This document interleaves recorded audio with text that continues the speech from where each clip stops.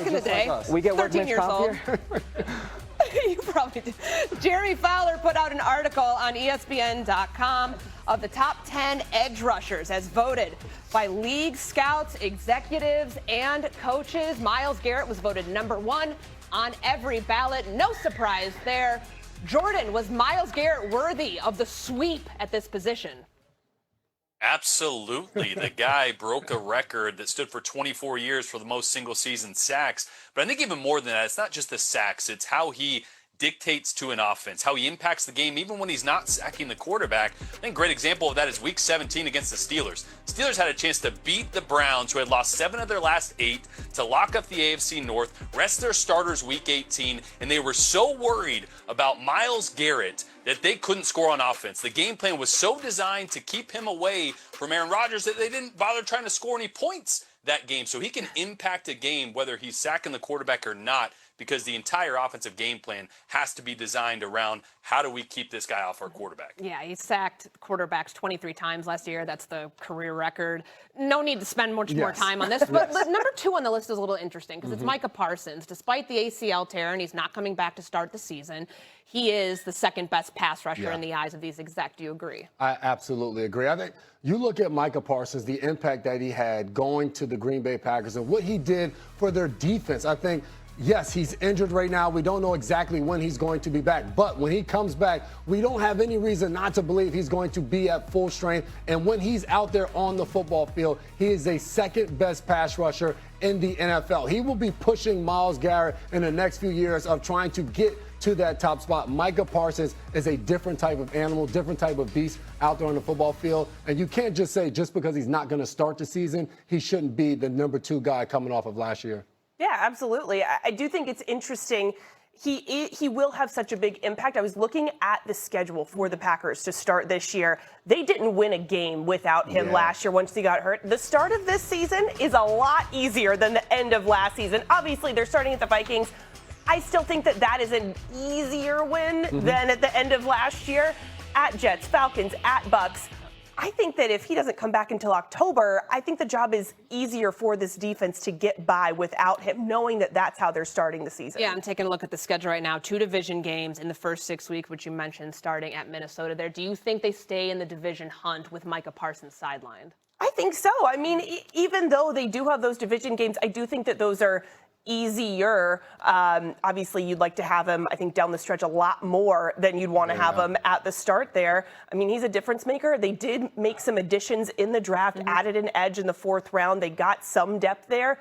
Nobody is Micah Parsons. And I think to your point, Brooke, last year he gets hurt, and all of a sudden, just like that, he's gone off the field. This year, new defensive coordinator John Gannon, you come in understanding he's not going to be there. So you start to scheme and develop and do things knowing that, hey, we have to fill that void, opposed to a season ago where when it just happens and you don't have the pieces around you to try to fix a problem. So going into last season, it was TJ Watt who was in Micah Parsons' spot at #2 on that list. Right now, he fell to 7th. Brooke, you cover the Steelers. You know this defense intimately. Was that a fair spot for him? Yeah. Absolutely. He only had 7 sacks last year. And sacks are not the end-all, be-all measurement of a defensive player, of a pass rusher of TJ Watt's caliber. But it is significant. He did miss time with that punctured lung. But at the same time, I think he was hurt because he would not move from the left side. And that was this talk all preseason, all training camp. He was going to vary his rush position. They were going to mix things up. They did not mix things up. He still rushed 94% of the time from that left outside linebacker spot. And even Watt admitted this year that was because of his own stubbornness. I don't think he's going to be as stubborn this year in Patrick Graham's defense because it's designed to move him around. He said that from the jump. So I think that 7th is still fitting. He's on the wrong side of 30. He'll be 32 this year. So I think that production is naturally going to fall off. But I do think he's going to have a better season than a year ago. Got that big contract extension last year. How important, as Brooke talks about the switching of sides and being flexible of moving around in this defense, how important is that for him this season? It's huge. And I think to your point, age-wise, as you get older, you're not as explosive. You're not as whatever adjective you want to put into that spot. So for a majority of his entire career, he's been able to just line up on that left side and just beat the heck out of offensive tackles. I think to your point, Patrick Graham, the new defensive coordinator, he designs an attacking style defense that gives you exotic looks that comes at you from all over the place. The more he can move TJ Watt and put him at different spots and force the offense to have to identify where he is and try to move and scheme things up, it's only going to help TJ Watt and the defense in the entirety. Jordan, from a quarterback's perspective, how difficult is it when you have a player like TJ Watt and trying to figure out where he lines up? How much harder does that make a quarterback's job? No, it's a nightmare, right? You know, I have an example. I played Jadeveon Clowney in college at South Carolina. Normally in the huddle, when you call protection, you call a direction. That tells which direction the offensive line is going to slide, which direction the running back's going. You call that before you get to the line of scrimmage. In that game alone, we never called directions. I walked to the line of scrimmage, I found Jadeveon Clowney, and I slid the protection to him every single time. So when TJ Watt lines up on the right side in the same spot every single time, the offense knows where I need my tight end and running back for chipping to help with those one-on-ones, where I can slide my offensive line every time, depending on the play. So it makes it so much easier to attack a defense. Moving him around will help. But you know what else will help? Nick Herbig's going to get a lot more snaps as well. He's actually the best pass rusher on the Steelers roster right now, was last year, highest win percentage or win rate, pass rush win rate in the NFL. He's going to get more snaps. Where's he going to be? Where's TJ Watt going to be?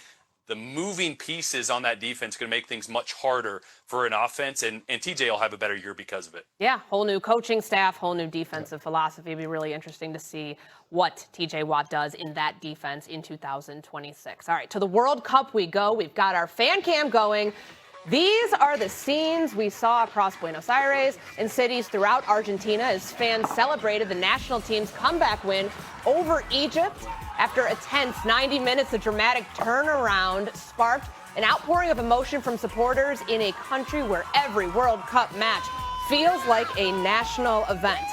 Meanwhile, there's a guy named Thomas Edward Patrick Brady Jr. chiming in on social media that this comeback might top the 28-3 Super Bowl comeback that the Patriots had over the Falcons. Not sure what expertise he might have in that matter, guys, but certainly a pretty bold statement there from one Tom Brady.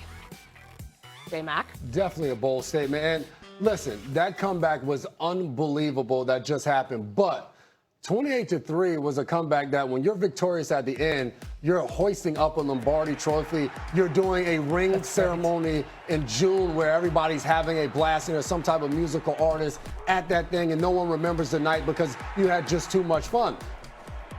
Argentina coming back just advanced them to the next round of the World Cup. If that had won the World Cup, well, now we're talking because you're representing your entire country. I think that's the difference. As amazing as that comeback was, it didn't lead to a championship. So we're still waiting to see what comes of it. If they lose in the next round, I don't think anyone cares. Still plenty more to come for this Argentina team. And we know that Tom Brady was a guy, Herc, that could dig deep. Messi certainly was able to dig deep after that game. How was he able to do it at this stage of his career? I have no idea. Yeah. I really don't. I'm sure many are going to look at Tom Brady and say, I have no idea he continues to do it. His pocket presence is better than ever. I'm really quick with J-Mac.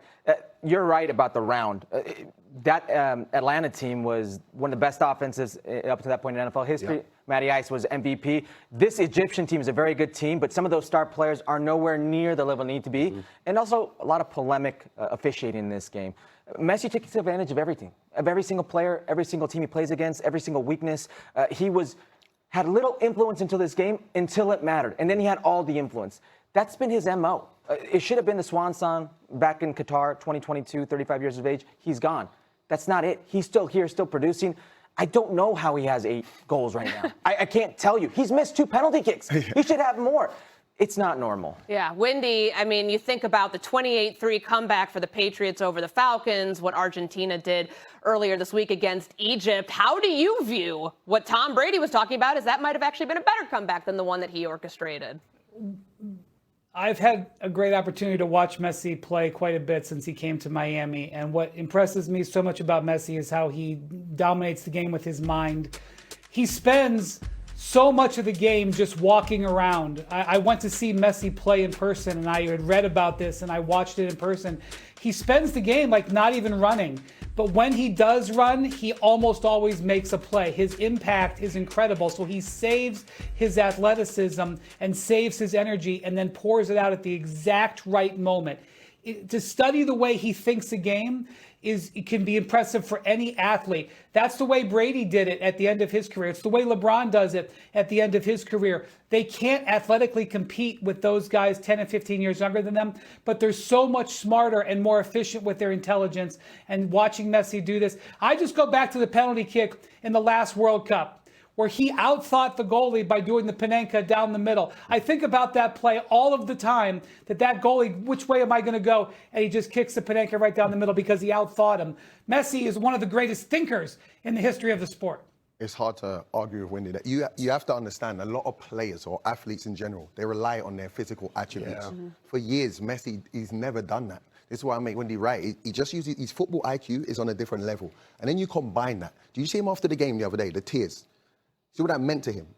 Representing his country and Argentina doing well means so much. This man is competing with himself. So the pressure he puts on himself takes him to a different level. If you're competing with the best to ever do it, which he is, if you fall short of that, you're still, I wanted to swear, bloody amazing.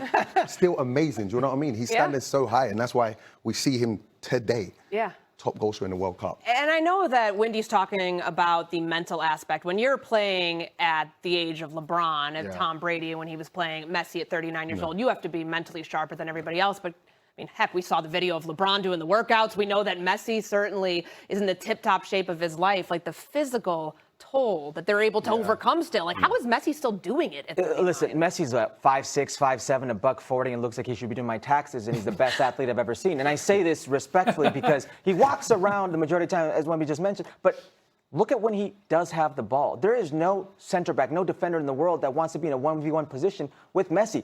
He still has that fast twitch fiber. He still has that muscle memory, and he can skin you at any time. But it's, as you say, Courtney, being competitive at this age, nothing else to prove, and he still wants to prove it. And I think it's amazing because if he did do your taxes, he would probably be one of the best in the world at doing that too. Just the mindset of these individuals. I think when you talk about the physical toll, the part that we sometimes leave out is the sacrifice that's needed to play at the level they're playing at the age they're playing at. Like Brady was round the clock getting body work. We always talk about Alex Guerrero, his guy. He was in the building in New England, and Brady was always going to see him. What these guys put into their body as far as the food they eat. And that, to me, is the part of it when you talk about all the different things us as athletes, you want to go out and do, whether it's commercials, all of these things, those things are sacrificed. But I think to the part you guys mentioned mentally, I remember Brady throwing an interception in practice and going home and talking about he watched a 100-play cut-up of that coverage of what the defense was going to do, the actual defense, to see if our practice squad was playing it the right way, to make sure on Sunday he didn't throw that same interception that he threw on a Wednesday. They're just psychotic when it comes to learning their craft and mastering it. And that's exactly how they have to be if they're going to be playing till the ages in which they're playing. Yeah, and I'm 41 sitting here, so I obviously wasn't that person. You know what I mean? You know, it's a joy to watch. We're lucky. On the Messi note, if you're out there watching Messi, it's going to be his last World Cup, so enjoy it because the man is what we special. thought about the last one. Yeah, true. You never know. You never know. But enjoy it. it. Argentina. Yeah. How's your shoulder feeling from earlier? You good? Oh, is that what the AC is? The shoulder? AC joint, yeah. It's, we'll talk about it. My accountant and lawyer are on this. Yeah, I'm about to say you might be getting some workers' comp. Get those claims ready. All right, coming